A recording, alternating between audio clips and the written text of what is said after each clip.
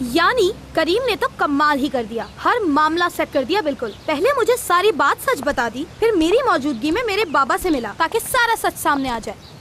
पता है, मेरी तो कल रात दुरुक के घर बिल्कुल ख्वाब जैसी गुजरी है। सुबह आँख खुलने पर यकीन हुआ कि ये ख्वाब नहीं हकीकत है। यकीन करो, दुरुक का घर बहुत ही बड़ा था। मुझे तो ऐसा लग रहा है कि मैं अपने जाल में खुद ही फंसती जा रही हूँ। हमेशा यही बोलते रहते हैं कि लोगों को एक चांस देना चाहिए।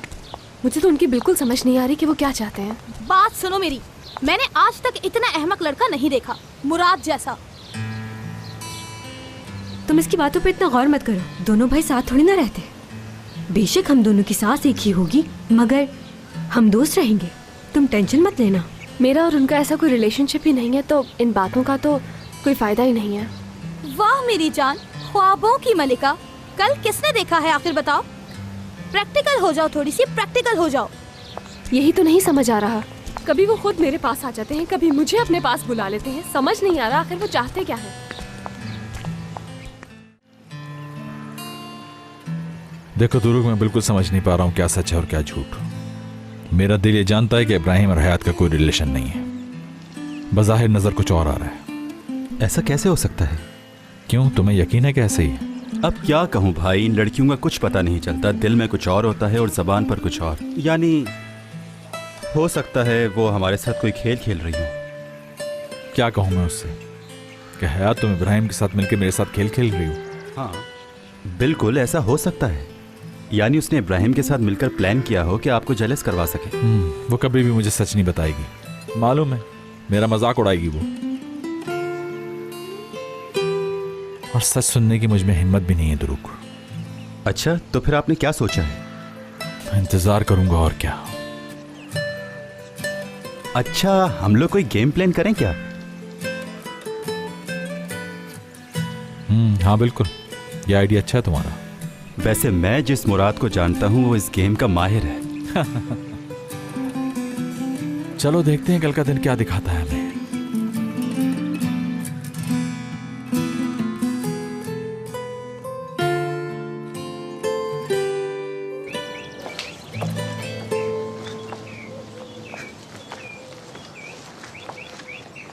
Very good morning. क्या हाल है हयात?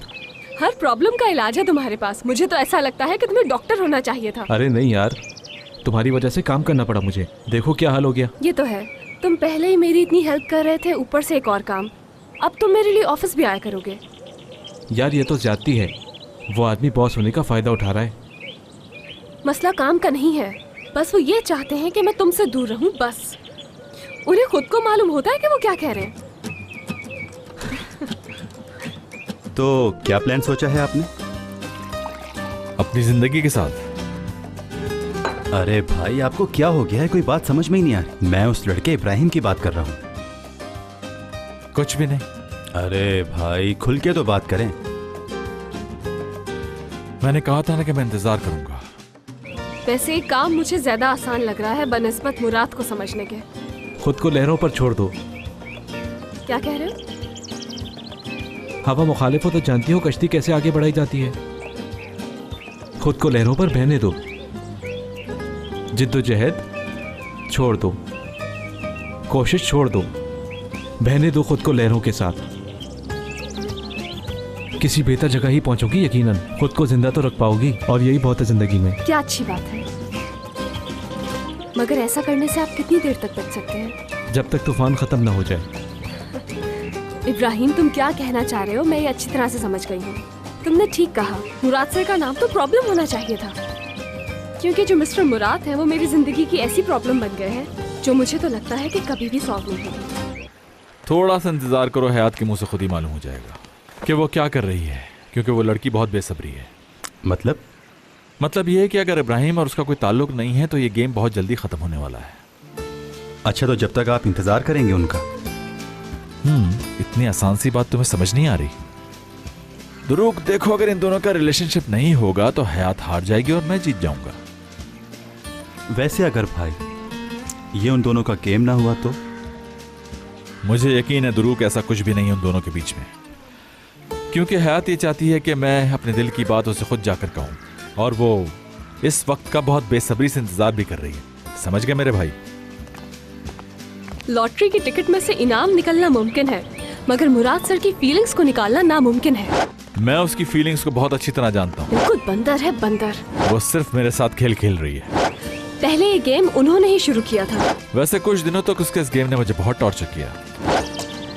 एक बात बताओ, ये गेम खत्म करने वाली मैं ही हूँ, देख लेना तुम। देख लेना, वो बहुत जल्द हार मान ली। Good morning. आज नहीं तो कल ये सब होने वाला है। भाई आप भूल रहे हैं, शायद ये गेम आपने ही शुरू किया था उसके साथ। क्या मतलब? मैं तो उसे खुश देखना चाहता हूँ, वो तो खुद उल्टे काम करके मुझे गुस्सा दिला देती है। अब देखो ये गेम हमारे साथ क्या क्या करता है। अल्लाह बस खैर रखे यार। हाँ, जो कुछ भी हो जाए, मैं इस गेम को पूरा करके रहूंगी।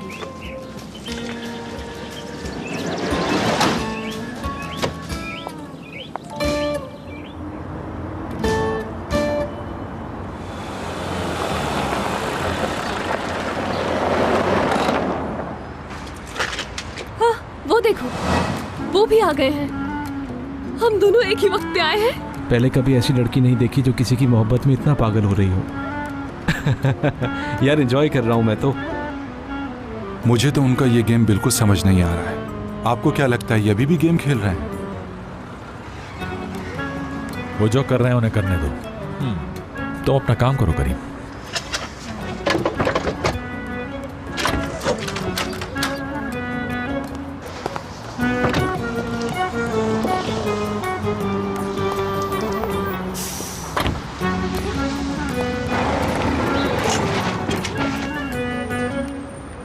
मुराद ने तो हमें देखकर ऐसे इग्नोर किया है जैसे हमें जानते ही नहीं। अहमियत हासिल करने के लिए हमें ये करना होगा।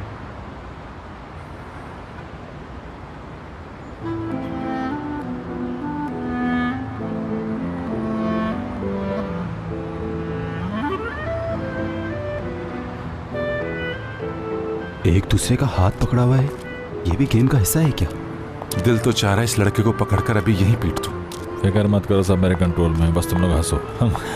Good morning. Good morning. Good morning. Sorry Ibrahim, मगर मुराद सर को पसंद नहीं कि आप अपनी पर्सनल चीजें ऑफिस में लेकर आए। मोहब्बत तो मोहब्बत होती है, चाहे सहरा हो या ऑफिस हो। मैं ऑफिस का बॉस हूँ तो मैं अपने ऑफिस के लिए कोई भी रूल बना सकता हूँ।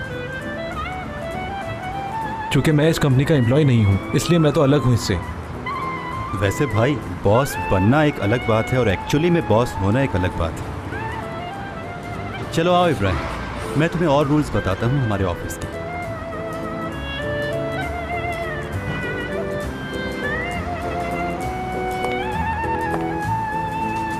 इब्राहिम को बिल्कुल भी समझ नहीं है कि क्या काम करना चाहिए और क्या नहीं। इस दुनिया में परफेक्ट कोई नहीं होता है, लेकिन कुछ लोग बहादुर जरूर होते हैं।